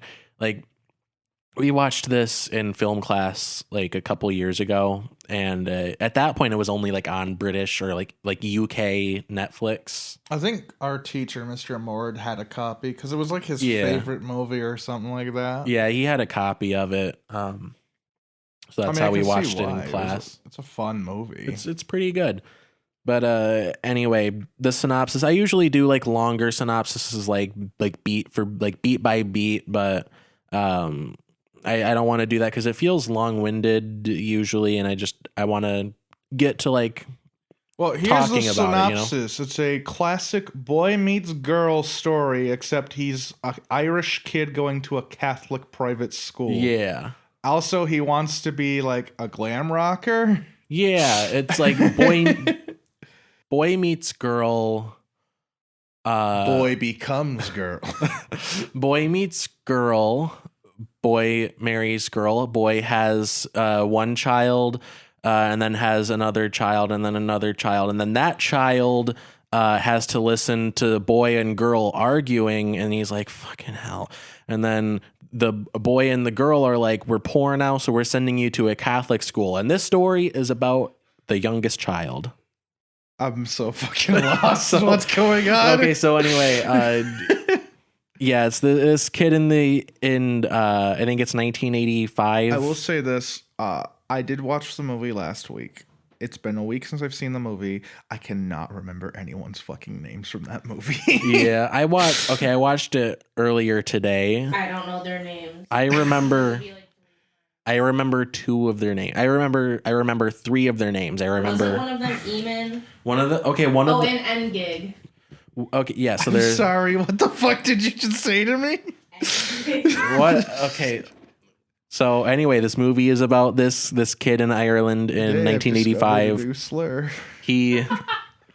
His family goes they're poor now because it's Ireland in the 80s, and I guess they were having like a huge recession. Well, it's probably because of the constant civil war. And so they're like, we're sending you to this cheaper Catholic school. And he gets there and it's like straight up a prison yard. And so he's like, fuck, there's this guy that like students. There's this guy that concrete threatens to shoot him in the face with a slingshot. And so boy meets girl. There's this mysterious girl outside like this in the schoolyard. And it's like, who's she? Oh, we don't know. She's mysterious and cool. What if he goes up to her and it's just a hooker? It's just a hooker. Like, I'm just sitting here thinking of this movie. Like, as you're saying it again, like he tries to shoot him in the face with a slingshot. What if he had a 44 Magnum instead? How wild would this movie be if you just tweaked little details in it? It's like, who's that girl? No one knows. She's so mysterious. Walks up. Who are you? Suck jobs, $5. So anyway, this kid, the main character's name is Conor, and he wants to impress this girl. So he forms a band with some other kids from school. And the movie basically follows their like journey becoming a band, and Conor, trying to like win over this girl. And, we also get a little bit of like exploration of the girl and like her character. I really want to like get into it later, but she is sort of a deconstruction of like the cool girl, like mysterious cool girl trope in movies. But anyway, yeah, they're at this Catholic school, and basically part of the movie is like overcoming just being at a Catholic school. The struggle of Catholic schools. And I do want to say there was one thing I really liked about the movie, and that's that the bully character is like, he's there as their bully, and then they just randomly like, hey, you want a job? Yeah. I really appreciate what they did with that character, and I want to get into that later also. But yeah, so we follow the journey of the band as they like develop as artists, and then it all culminates with like the like end of the year like dance, and they play at it, and you know everyone loves them, and the boy and the girl, they like run away to England for more opportunities to like, you know, get a record label to sign the band and everything. And that's the movie. That's Sing Street. That's a very condensed synopsis because I do want to get into the details. But first, you want to give general thoughts, overall, your feelings on the movie? It's Ireland. It is Ireland, yeah. No, I'm just saying here, very thinking good about that ending. I just had a realization. What if that movie, the ending's just symbolism about like, hey, maybe we should join the UK? The whole movie's a political piece against the IRA. IRA. No, I thought they were in Ireland. God fucking damn it. IRC.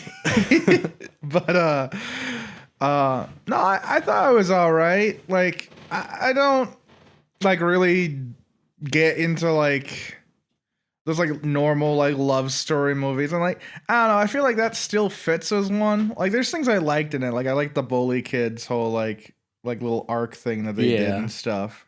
And I liked a whole bunch of the songs in it because a lot of them are like they slap. But I don't know. I just have difficulty getting into those love story kind of movies. Yeah, well, I wouldn't say it's just a love story. It's more of a coming of age story that just features love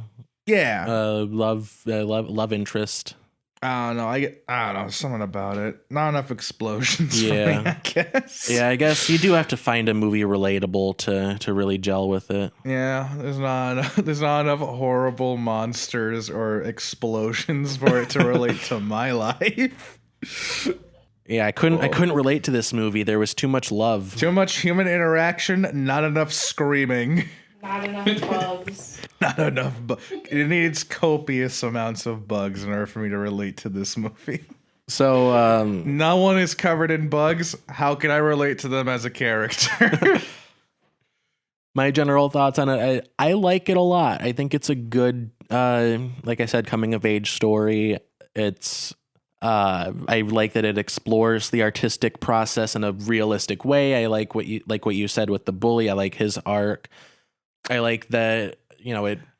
Actually, I want to add. I like the part where the bully just like sucker punches the principal. I don't think he does that. I think he just pushes him out now that I'm remembering it. But you know what I mean. No, the principal sucker punches someone and pushes him out of the gym at the dance. Oh, that's right.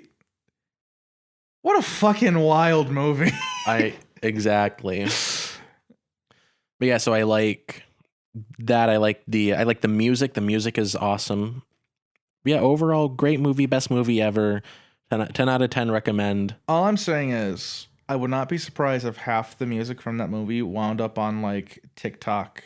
Yeah. Like most of it, like the what was it? I forget what it's called, but it's like the boys. That one is good. That's underrated, I think, because like that's the one that I listen to. Like, it's one of the songs that I listen to the least in the soundtrack. Yeah, but yeah, while we're talking about that, let's just get into specifics about the movie. So first of all, the music. Yeah, like, I mean, it's a huge driving point of the movie. Yeah, it's like they're making music. They're a band. Yeah, it is a movie about a band, and so of course it's gonna have music. Synopsis: it's a movie about a band.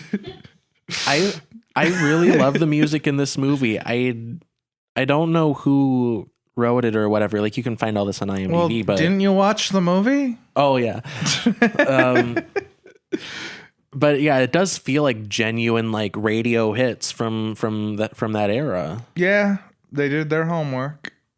Like, I'm pretty sure like Drive It Like You Stole It. I'm pretty sure that's been on the radio. It might have been, to be honest. Watches that. I remember a lot of, like, at least one of the songs I remember hearing before I saw that movie. What if, now hear me out, it's a crazy thought, but what if all of the music from that movie is from someone else's like discography thing? I don't know what the word is for like their albums. Discography. It's discography. It sounds weird. The word you just said. Now make it come out of me. Discography. There we go. You did it. But I'm proud of you. But I'm sorry, I just shut down for a second. But like, imagine though if like it's like a yesterday situation. God damn it. No one remembers that Sing Street was a real band that existed. No, I was gonna say like, watches all the music was like stolen from some guy who was like famous. It's like, oh yeah, these were all Green Day hits. Not to compare it to Walk Hard, which we were talking about earlier, but like it is similar to Walk Hard, where like all of the music that they wrote for the movie is like actually good. Yeah, it's good music, good tunes. It's not like normal musicals where it's like it's hit or miss if anyone's going to actually enjoy it. Like, yeah, I don't think there's not a weak song in this movie. These are all like home runs, I think. Yeah, the only one I didn't really like was the first one, but that's just because I don't really like the sound of those kind of songs. Riddle of the Model? Yeah. I like that one. That's like my favorite. Yeah, but then again, it's not like I don't like that one specifically. I just don't like a lot of music like that. I like more like I guess really fast songs. I guess you could say I'm sort of underground. I'm not underground. I'm very much standing right in front of you, but I mean, whatever floats your boat. Another thing that I wanted to talk about, like a lot of movies like this are just biopics for a band that already exists. Oh yeah, like Bohemian Rhapsody. We did an episode talking about this movie. It was like the second episode we did back when we were still at CTC. But yeah, this is what Bohemian Rhapsody should have been like, and I stand by that. But yeah, like one issue with like, not so much with Rocket Man, because that's just a different kind of thing. It's basically just an Elton John musical as opposed to like a straight biopic. It's like how The Greatest Showman was. Yeah. It's not a biopic. But it's actually just good. Yeah. I like The Greatest Showman, but it's all right. as a historical document. Yeah. Very one-sided. P.T. Barnum was not hot, and that's canon. P.T. Barnum, okay, tangent time. So, did you hear about the fourth Hotel Transylvania movie? And how the Invisible Man isn't hot? Yeah. It's like that. The expectation of what when after seeing The Greatest Showman is that, oh, this is going to be a hot guy. And then when you look him up, speaking about that, it is insane how many people are freaking out over it. Yeah. Like, not many people saw Shrek as kids. Apparently there was a whole fandom around the Invisible Man, and they thought he was going to be hot. The Onceler? We've talked about this. It is. We've talked about this. It was exactly like that. The only difference is they weren't given food to feed their fire. It was literally just, hey, you know the guy you're simping over? Look at him. He's Mort from Family Guy. I know they did it on purpose. I really hope that it's the movie's whole plot thing is that the Invisible Man is like very self-conscious about the way he looks, and people will feel bad for making fun of him. Mm-hmm. I want that to be it, so all of these guys are the bad guys now. What an alpha move. Yeah. What a pro gamer move. I want to do what's called a pro gamer move. But anyway, Sing Street. So I was saying before, drive it like you stole it. So anyway, I was trying to make this point, but like with like Bohemian Rhapsody, oh yeah, or like any other like musical biopic, it's usually about a band that is in real life massively successful. Mm-hmm. So there's only really one way the story can end. Yeah, like, drugs. You basically just pick a point in the band's history to end on, and it's like we already know. You know, Bohemian Rhapsody ends with Live Aid, which like everyone that knows about Queen knows about. Like anyone that knows about Queen knows about Live Aid, and it's like, yeah, this is the ending, I guess. I mean, we kind of saw this coming because, you know, it's an event that happened. I But have Sing done- Street isn't tied down by like a band's real life history. So I feel like there's always a chance that they could fail. I mean, of course, it's like it's a story. The good guy wins, you know, all that stuff. But like, What if you are invested in the events of the movie, it feels like, you know, I don't already know that this band is successful to this day, you know, so they could fail conceivably. Hear me out. You know what I'm saying? What if the ending of Sing Street is like the ending to the first season of Invincible? The principal just beats the ever living shit out of Conor. It's like, Conor. think, Conor, think. 15 years from now, where are you gonna be? Just kicks him through a drum. Jeez. Oh, But anyway, another thing that I like is this movie realistically depicts the artistic process. oh yeah. How most of it's just like inspired from other people's shit too. And also how like the first rehearsal isn't good. Yeah, it's never good. The first rehearsal, like if you are just forming a band or if you're starting anything, the first time you do it, like we watched this in film class and we were, you know, Mord showed us this movie and he was like, yeah, see, this is like showing like when you start off doing anything, you're not going to be good at it immediately. You have to like work at it and draw inspiration from different sources. And that's one of the things that I love most about this movie is that it realistically shows that the first time you do something, it's not gonna be good. It's like how like the first time you ride a bike, you scrape your knee, or the first time you have sex, you cry in the corner while the hooker counts out the 50s you gave her. Sure. But yeah, talking more about that, I like that in realistically depicting the artistic process, every song in the soundtrack is inspired by something that happens. Yeah, it's great. Where it's like oh, you know, the one teacher's like, oh, all the complicated boys and girls, that inspires the song that they do at the dance. The boys, girls, complicated girls. Very song. difficult lyrics for that one. It's a good song. It's pretty good. But no, it's nice to actually see a movie that's not trying to like, I guess, deify the band that's making the music, because it seems that's like another thing that I wanted to every get to. band or like movie. also they in like the normal biopic movies, they like shoehorn the songs in to sort of make it fit with the plot sometimes. Yeah. And it's like Feels more natural seeing them make their music and perform it than it does Queen. Yeah, like I mentioned this in the episode that we did a long time ago, but like in Bohemian Rhapsody, like every song just kind of comes out of nowhere, and it's like you start off, they're like, "Oh, we got this van, it broke down. We're gonna sell it." Being prodigies.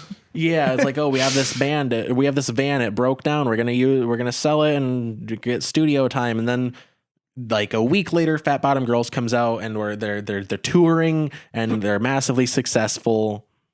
When like and by the way, none of the songs in Bohemian, like Queen's songs, are very good. Mm-hmm. That is bold of me to say, I know, but I feel like Bohemian Rhapsody really dropped the ball in depicting, like I've been saying, the artistic process, where none of it really feels like it's inspired by anything. Yeah, like I imagine Bohemian Rhapsody or any Queen song has some level of like inspiration from like either a personal experience or something, you know, but you never see like there's no explanation like, oh, this sure is one Bohemian Rhapsody that we're in. Wait, say that again. There's one song I know that has no inspiration in its creation, and I love it. It's the Send Me On My Way. And you know it has no inspiration because half the lyrics is just him going so I love it. Like the only other song that they say had no inspiration is Pumped Up Kicks, but it did. I love the inspiration for I Am the Walrus. I am just you know the story behind that, right? Some was a teacher was like, oh, they all have hidden meaning in their music. This was like a trend, and I think it still happens to some degree, but English teachers back when the Beatles were massively popular, there was a trend there was a trend where English teachers would like dissect Beatles lyrics to kind of get kids like into, English like as a subject, because they wanted to like involve like, oh, all the kids like the Beatles, so we'll analyze the Beatles. And someone like the word of that got to John Lennon, who was like, these songs, like you're reading into this. These so are much. the songs you get high to. Just do that. What the fuck? You know what? Fuck you. Yellow Submarine is actually about how Paul McCartney is dead and blah blah blah. And Looks over at Paul McCartney. You read this shit? John Lennon was like, I'll give him something to analyze.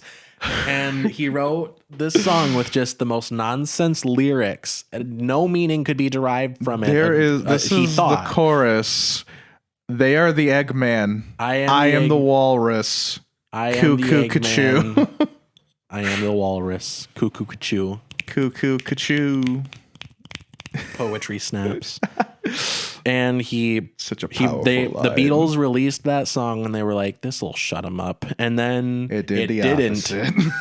People have been over analyzing that song since it came out to this day. If you look at this point in the music video, Paul McCartney is wearing blah blah blah whatever, and that means that he's actually secretly dead. Imagine if Paul McCartney died in real life, like the conspiracy theorists think. Imagine if he did die in real life and the Beatles replaced him with a body double. Do you think that they would admit it by like writing it into their songs, but you have to play it backwards at 3 a.m? What is the plan with that? Okay, I write Paul is dead backwards into this song, right? And then you have to play the record backwards. Hopefully no one does that. Hopefully no one does it. What's the end game? What is your end game with that? Publicity. Now, fucking English teachers will take anything and be like, oh, this is what they meant. Yeah, so I want to kind of breeze through the rest of the points that I have written down. We could do that. I also want to get through recommendations, so let's try to get through this soon. Quick fire. So, all right. So another thing that I love about this movie is the movie is about teenagers in school, and the people playing them are actually roughly the age that they're supposed to be. Yeah, so it's not like 30-year-olds. Like the guy that plays Conor, he was 17 at the time of the movie's release. The one ginger kid was like 16 when the movie came out, and like Lucy Boynton, who plays the love interest, like she was like 22, I believe. So she was a bit older, but she was still like roughly in the right age range. So I really appreciate that everyone is like actually, they actually look their age. Yeah. Another thing that I love is the humor. Like, this is a funny movie, and it's not trying to be a comedy. So I think that actually makes it funnier than most comedies. It's not like trying to force wacky jokes. It's just like actual like situational humor, and I really appreciate that. I want to point out I nodded there, and the reason I did is because I forgot that you can't hear nods. Okay. Anyway, another thing is I love Conor's transformation from pushover to alpha Chad. Alpha Chad. Alpha Conor. At first in the movie, he is like, he's kind of a pushover. He's, he just kind of lets stuff happen to him. Like, he lets the bully kid, like, threaten him to like dance and stuff. He does push back a little bit, but like overall, he's kind of a pushover. But then he sort of like becomes more confident in himself and just turns into an absolute Chad. Like by like the 2/3 mark, I think Rafina, the love interest, is, she's sort of been, I guess she's been distant, I guess is the right word. But anyway, she, they're catching up and she's like, oh, it didn't work, because she was going to go to London to pursue modeling with her like 30-year-old boyfriend. Because that always works out in the end. But she ended up not being able to go because he basically was just using her, and he left her in Dublin. And so she was like, is this where my life is now? You know, like I gotta get a job somewhere. I gotta work at McDonald's, you know, hanging out with some 15-year-old schoolboy. Is this where I am at in my life? And Connor's like, oh, fuck this. I'm going. I gotta rehearse for this gig coming up, which is, you know, the big end of the year dance. And she's like, oh, tell me about it. And he's like, no. Fucking Chad moment right there. Hell yeah. Oh yeah, I want to talk a little bit about I'll talk about the bully first because that'll take less time. But the bully character, we were mentioning him a little bit earlier. I really liked what they did with him, because like normally if you have like a bully character in any like high school movie, it can go in one of two directions. Either like the bully gets some kind of like comeuppance, you know, like something bad happens to him and it's like cathartic for the audience and the main character, or it's like, oh, you know, the bully actually has a terrible life, so you should like pay off his house or whatever. Pay off his loans.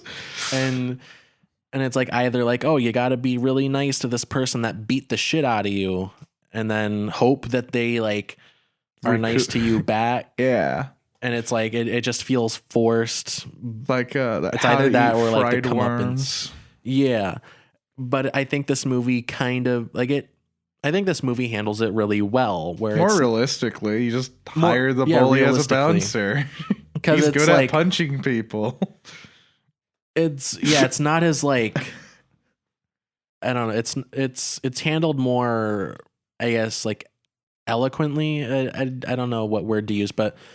Like you see the bully like abused by his father and everything, and he has a terrible home life, but it's not like, oh, he has a bad home life, so you gotta befriend him or what. Well, they do befriend him, but it's not like you gotta like suck up to him because he has a bad home life and hope that he's nice to you, you know? Yeah. Like a lot of like stories do. Like it's not like a Disney Channel original movie. They find a purpose for him. Yeah, but they also don't like spill a bucket of pig's blood on him as revenge. Yeah. They just kind of are like, look, you know, we're in the same shithole together. We might as well not be at each other's throats. You want to be our muscle, you know, like we'll have your back, you'll have ours, and you'll like have some warmth in your life. And they kind of like grow closer from there, but it does feel very realistic, and it does feel like how people interact. Yeah, it feels like how humans interact, and not like either Carrie or I'm trying to think of ones where it's like the bully was actually the good guy the whole time. I haven't seen those in so long. What's a good one? You know, movies. Give me an example. I don't know. God damn it, Alex! You're the movie guy. It feels like we watched one recently. Well, we watched. It was this video on YouTube. It's been making the rounds. Like people have been dunking on it, but it's this video where from this guy that makes like inspirational videos and inspirational and finger quotes. Wait, hold on. Is this the guy that made that? It's the one with the gamer that... girl. Okay, I haven't seen that one, but is it also the guy with like the poor people shouldn't play tennis, and then the poor kid plays tennis? Maybe I haven't seen that one, but in this video, it's like a short story, and the moral is like be nice to bullies, and it's basically like this gamer girl streamer who's like 12, like she looks like 12, and like guys at school are like, she's not a real gamer, and she's like streaming every night with this like famous Twitch streamer, and they play like Fortnite and stuff, and there's this guy that's like harassing her for no reason, and then it come to find out that like, you know, the family car doesn't work and his mom is like hurting for money and they're gonna be evicted and everything, and it's like, oh, you know, this guy just needs a break. He's only harassing me because he's poor. Which, you know, is that the moral you want? But anyway, yeah, so this girl streamer, she makes a lot of money on Twitch because she's like actually popular. Like she bought her mom a Tesla and stuff. So like she's got money. But like the famous streamer that she streams with is like, oh, you know, we should do something nice for them to like show them some kindness. So they like pay their rent. They pay the rent on this bully's apartment, I guess, as a flex. It's like, hey, it's me, the girl from school. What I would have done if I was in their shoes, either one of two things. The realistic thing which is, oh, that's rough, and then just keep playing. Or what the Chad thing to do would be is buy their house, then move into it. It's like in the Snyder Cut. Oh, you paid for the house? I bought the bank. But yeah, the moral of that is like, be nice to bullies. If someone harasses you at school and online and belittles you and makes you feel like shit just for being who you are, you should be nice to them and buy their, pay off their mortgage. It feels like it's saying a very different message, like beat up people till they give you money. Yeah, the message is really, if you want someone to pay your rent, harass them. You know what? I want to take this to the bank tomorrow. This exact logic. Just going, pay off my loans. Douche, douche, douche, douche. Anyway, let's rush through the rest of this. The deconstruction of the mysterious girl trope. So I've been alluding to that. So like, Rafina, I think, is a really well-written character, because when you watch this movie like once and you just watch, like, if you have like a surface level interpretation of it, she's just like another like cool mysterious girl for the protagonist to like, have a crush on and stuff. But no, there's like layers to her character where at first she does seem like just a mysterious cool girl, but then there's like more that's kind of alluded to and revealed about her, where like she's had a really messed up past, and she's like at like a girl's home, like an orphanage kind of thing. And in a lot of like coming of age movies, it's like, oh, the girl love interest, she has a boyfriend and he's an older guy, and it's usually like, oh, isn't she so cool? Yeah. But in this, it's like, oh, she's a victim. Like she is actively being molested by a 30-year-old man. This isn't like her being cool. This is like, she's a victim here. What a fucking wild movie.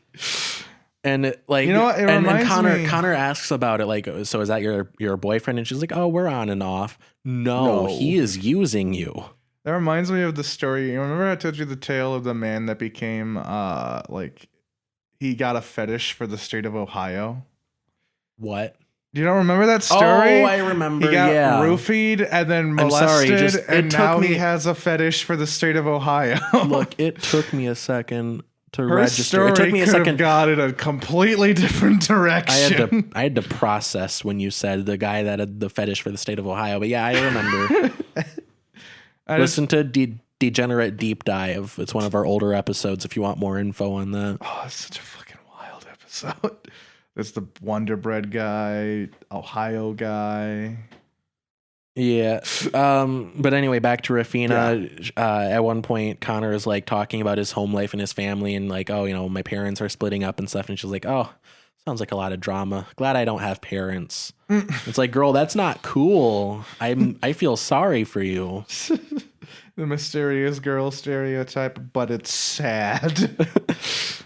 But yeah, also a straightforward, like surface level interpretation of this movie would be like, oh, this Rafina girl, she's like really wise. She has these like nuggets of wisdom where she's talking about like, oh, you got to be happy, sad, and that's like right after explaining. It's like right after or right before explaining that her mother is manic depressive. It's like, oh, I see where that's coming from. Like the whole happy, sad thing. Where I feel like a lot of movies have like the cool, mysterious girl, and she's like, you gotta be fine with your trauma, and like the movie treats it as like this bit of wisdom, or like the character is like quirky or wise or whatever, and it's like, no, she needs therapy is what that's what the situation is. And I feel like this movie is like pretty aware of that, and I think that's just pretty good writing. Like there's a few examples like where she's talking about it's a strange kind of love, parents, and she's saying it like it's like, philosophy, where she's like, parents, it's like, it's a strange kind of thing. Where right after she just basically was saying like her dad molested her. Parents are strange. just takes a puff of the cigarette, a long drawn out, just. And there's one part where they're getting ready to film a music video. It's the one where they're like on the pier where they like jump into the water. Yes. And Connor's explaining the song, or someone's explaining the song, and it's like, oh, she went into the water and then went and she wasn't there. And someone was like, oh, so she died. And then, which is like probably the case, but then Rafina's like, no, she's a mermaid and she had to go back to her mermaid home. And like, I feel like a lesser movie would just be like, that's it. She's quirky. I guess you could say she's different, but the subtext is like, this girl has coping mechanisms like that she's trying to pass off as wise, and that other movies that do a similar thing try to pass off as like philosophy, where it's like, it's not philosophy, you're just coping. Yeah. It's like the where'd Bustard go? Oh, he went to the butterfly farm upstate. Yeah. Yeah, it's like that. Yeah, I think that's it. That's all I have in terms of notes for Sing Street. If you have anything to add, Irish conclusion, people have weird names. They do. That's my only thing I'm gonna say. Yeah, and I can say that without being racist because I'm Irish. Okay. So get fucked, everyone. So yeah, concluding thoughts for the movie. Best movie ever. Go see it. It's a great coming of age story, great soundtrack, great everything. Go watch it. It's free at different places online. Yeah, that's probably why I can't relate to it. I never had a coming of age tale. I was literally born and this is what I came out as. So anyway, you want to get into recommendations of the week? Yeah. Invincible. Or hold on, did you have something else put down? Hold on, let me check again. I have 3 different things. If you have any, you can add them and then we'll get into it. I just want to talk about Invincible. All right. So first recommendation. This is a channel that I like. The video is hold on. The video is titled Bitcoin Goes Metal. It's from Andre Antunes. It'll be linked in the description. Bitcoin Goes Metal. This guy, he takes like political rants and stuff like that and puts it to like heavy metal. Wasn't there some guy that did the same thing with Alex Jones, except it was an indie folk song? Someone else did that to it. But this guy, he takes these like rants that people go on, usually like these like mega church pastors that like go into like tongues and stuff. But he takes these speeches and like he puts music over it and turns them into like great heavy metal songs. I just came to a realization, Alex. You know how like when pastors get really mad, they go into tongues like you just said. What if they're speaking Latin? What if all pastors, hear me out, what if all pastors are like, what if they're demons? Alex, what if all pastors are demons? In a way they are. No, I mean like seriously, like what if everyone's like, oh, they're teaching us the good word. What if no? It was all the gospel of Judas all along. Yeah, what if like they're teaching the kids all the wrong things, so they're the ones who go to hell instead? And like it only slips out of the rants because they get really passionate about that, and then they start speaking in like Latin, which is the native tongue of demons. That's deep. Boom. That's really deep. You should stab your local representative. Don't endorse that. That was a joke. So anyway, next up, Invincible. Next recommendation of the week is Invincible, the show that came out. Season 1 is out. It's great. Go watch it. Amazing. I love everything about that show. At first, I thought I wasn't gonna like it because I'm sick of like the. So wait, did you watch it or did you just watch like clips? I've watched the first few episodes. Like I didn't watch all of it, but then I watched a whole bunch of like for sure. I watched all the like the clips and stuff, like the main story beats. Okay, I would recommend just watching the whole show. Do it to you and the listener. Don't do what I did. Just watch the whole show because I spoiled a whole lot of big things.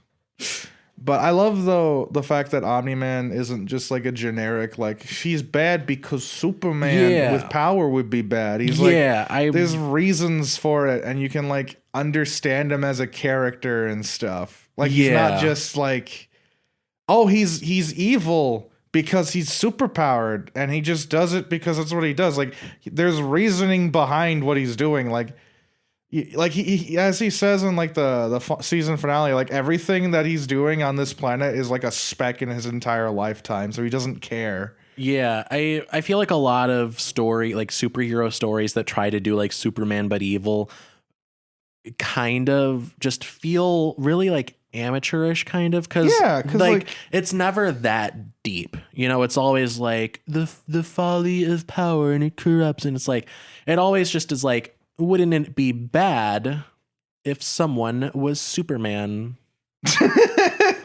I mean, you're not wrong. That's what they do. That's what it always is. Like Homelander, like Homelander is a good character. Homelander is a good character, but to a degree, he is basically like, wouldn't it be bad if someone was Superman?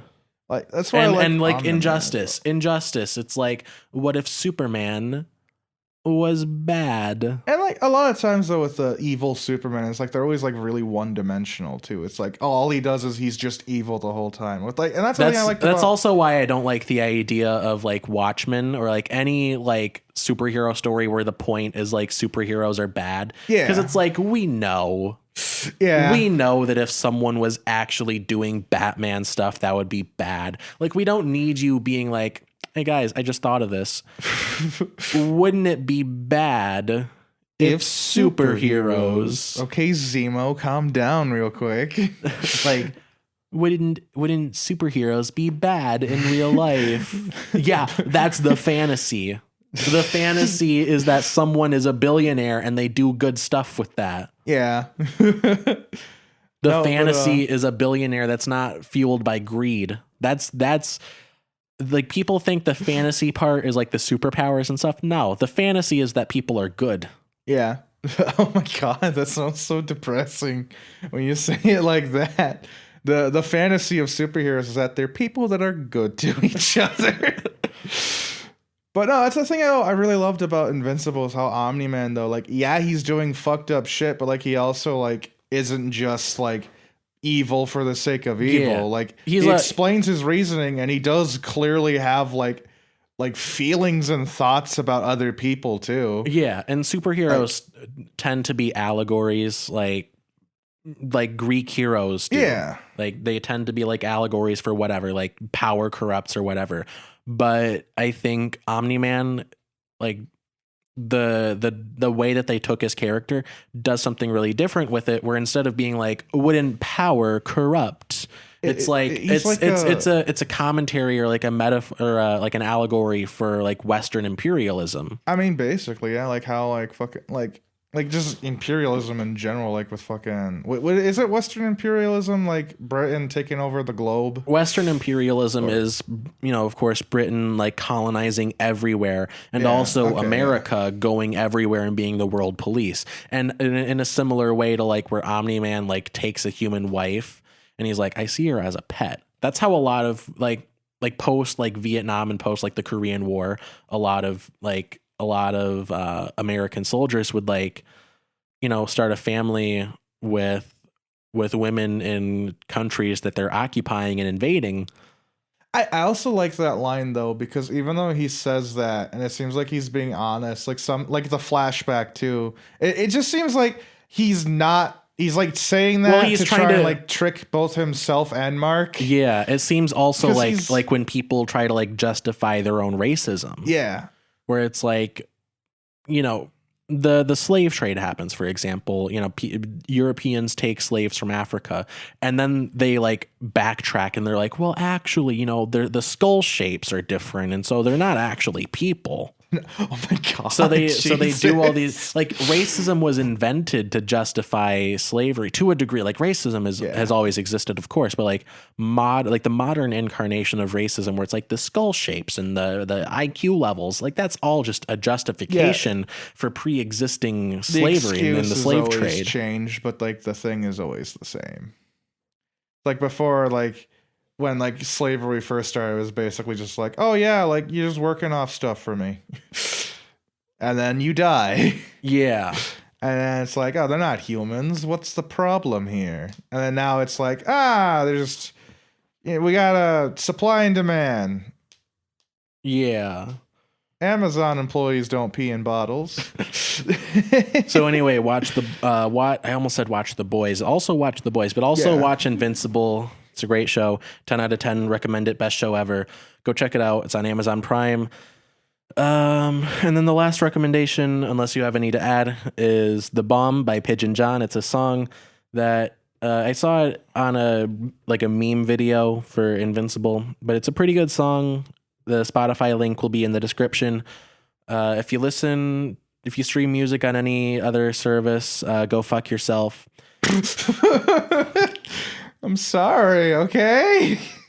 It's a great song, great high energy thing, great. It's awesome. Do you have any recommendations, or do you want to just close out the show? You should give everyone you see a high five. Yeah, go lick doorknobs now that COVID is canceled. Oh, I just wanted people to high five each other more. What the hell, man? But yeah, so I think that's the show. I think if one of us,